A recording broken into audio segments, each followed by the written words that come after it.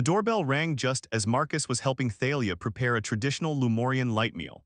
Food, arranged to capture and refract sunlight in nutritionally optimal patterns. Ex-girlfriend alert, he muttered, recognizing Eliza's silhouette through the peephole.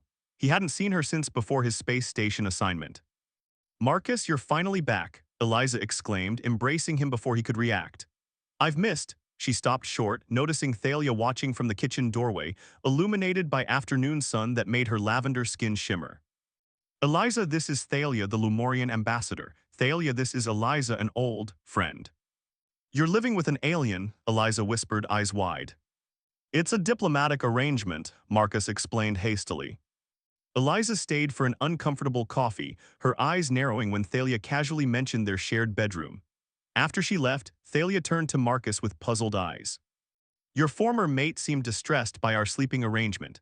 Does this violate some human taboo I'm unaware of?" Marcus sighed, leaning against the counter. She assumed we're sleeping together in the human sense, having sex. And this disturbed her because she and I used to be together and humans can be possessive about former partners.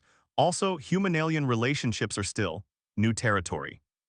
Thalia's skin rippled with thoughtful patterns. On Lumoria, physical intimacy follows naturally when sleep sharing creates harmony. The distinction seems arbitrary. That night, lying beside Thalia, Marcus found himself acutely aware of her presence.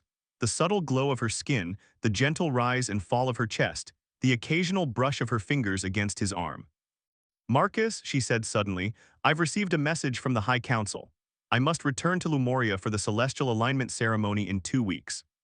Oh, the single syllable felt inadequate for the hollow feeling that opened in his chest. "How long will you be gone?" "That depends," she said softly, "on what waits for me here." Her luminescence shifted to a deep blue he'd never seen before, and somehow Marcus understood it was the color of longing. The days before Thalia's departure passed too quickly. Marcus found himself inventing reasons to be home, canceling meetings to spend afternoons showing her Earth's wonders, forests where she communed with ancient trees, oceans whose waves made her skin ripple in sympathetic patterns. The night before she was scheduled to leave, they lay facing each other in bed, closer than ever before. "I haven't been entirely truthful," Thalia confessed, her voice barely above a whisper.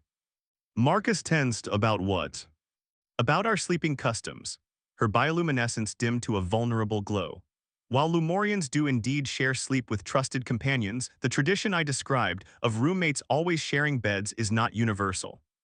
"You made it up?" Marcus asked, unsure whether to feel amused or betrayed. "I enhanced the significance," she admitted.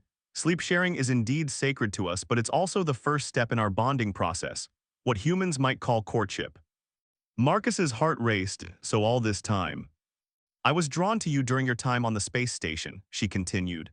"Your curiosity, your respect for our ways. When the opportunity arose to become your roommate, I took creative liberty with our customs." Instead of anger, Marcus felt laughter bubbling up. "I've been diplomatically maneuvered." "Are you upset?" Thalia's skin pulsed anxiously. Marcus reached across the space between them, tracing the luminous patterns on her arm. "I should be. Instead, I'm realizing I don't want you to leave." "The celestial alignment occurs only once every 70 Earth years," she explained. "It's when Lumorians make their most important life decisions, including choosing bondmates."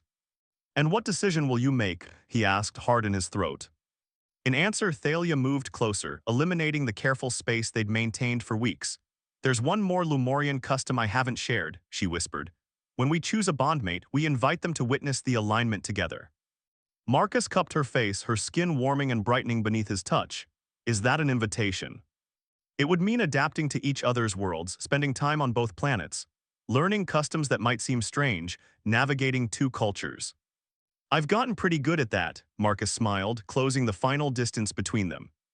Their first kiss sent cascades of light rippling across Thalia's skin, illuminating the room with swirling patterns of gold and violet.